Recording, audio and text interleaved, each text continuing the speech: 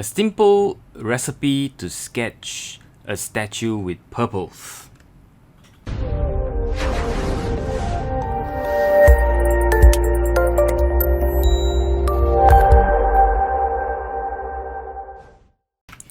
This time around, instead of starting with a pencil sketch, I use a combination of Cobalt and Quin roast, kind of a mixture of a purple, to do my line drawing, and just for variation, nothing more than that.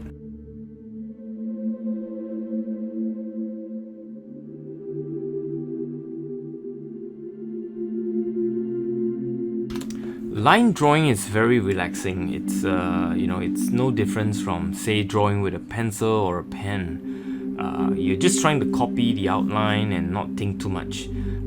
Basically going for a gestalt or holistic design. Not worried too much about the detail. Of course, the detail's important, and with experience and with plenty of drawing, under your belt, you will get the proportion better. And there's never a correct drawing, so to speak. But I think it's very important just to be confident and make sure your lines are confident and not tentative. In fact, lines can transmit how confident the artist is. Surprise, surprise. It's an abstract way of communicating, so to speak. I mean, if you draw with confidence, your audience know that you drew with confidence. And even if you make a mistake, make sure the confidence is there. So that's kind of my little tip.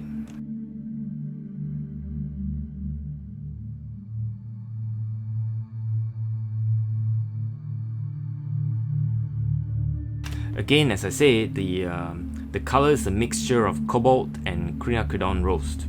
It creates a very nice mid to light, depending on how much water you use, version of the purple that I love. And of course, the more pigment and less water, it'll be darker, and the more water and less pigment, it'll be lighter. But regardless, on a paper white, you can always see the color, even if you dilute it down to the bare visible sort of purple. Doesn't matter, whichever works. As long as you can see it, you can paint it on it, it works.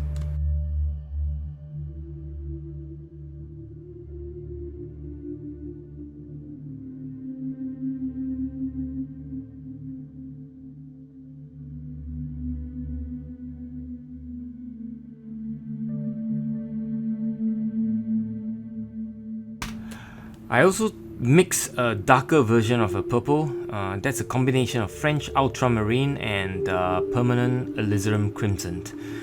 And I use that really just to make the statue pop by making the contrast of front or foreground being light and the background as well as shadow being dark. I'm very careful in making sure that I use soft edges to make sure that I don't create too much of hard edges everywhere.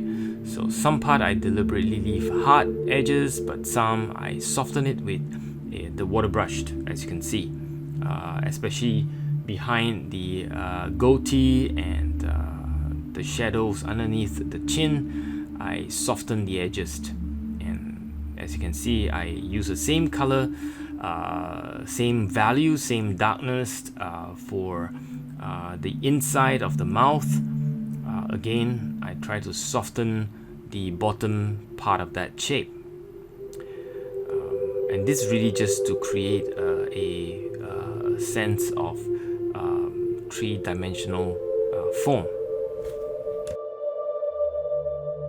And actually, my favorite purple consists of 4 colors. They're not purple, they are basically 2 blues and 2 reds.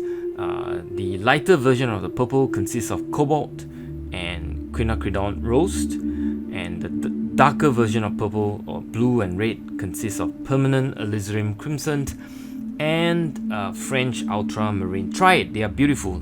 Just make sure that you don't mix them on the palette, but rather mix them directly on paper. And as you can see, while it's wet, I dropped in some cadmium orange, and cadmium's a good way of diluting it into purples. I love the feel and the sense of it. It gives it a bit of like diamond in set in gold. It's beautiful, and if you've not tried that, you certainly should, because cadmium especially yellow and orange, cat orange and cat yellow, are beautiful when you drop it into a wet mixture of purple, the purple mixture I mentioned earlier.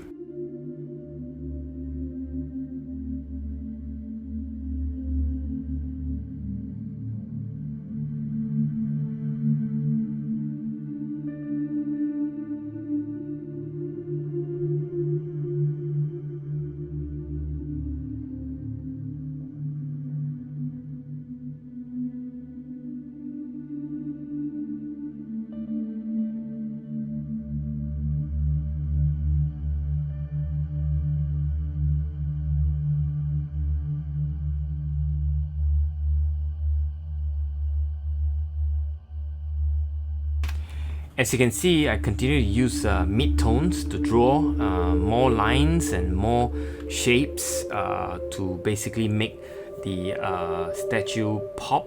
I try to sculpt the two-dimensional paper into sort of a three-dimensional sense, basically using the paper white, the darkest dark, which I've used, darkest purple basically, and now sort of a mid-tone to draw lines and to draw texture and to even dry brushed, basically creating texture on the statue itself.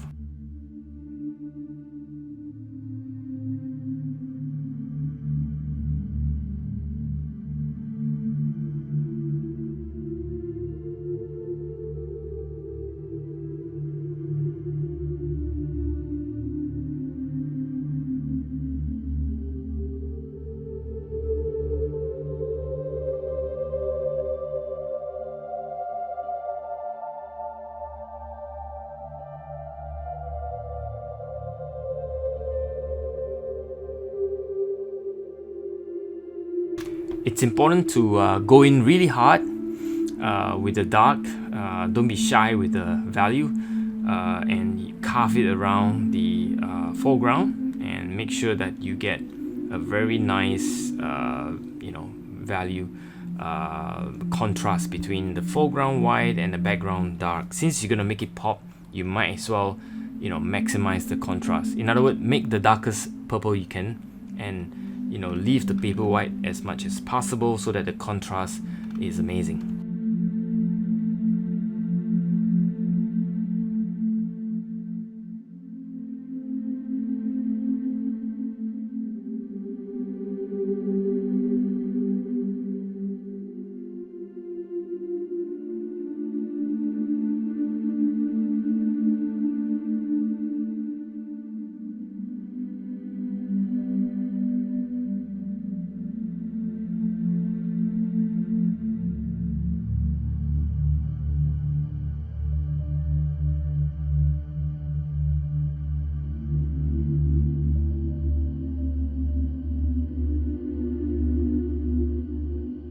At this point, it's important to make sure that you continue to use a mid-tone.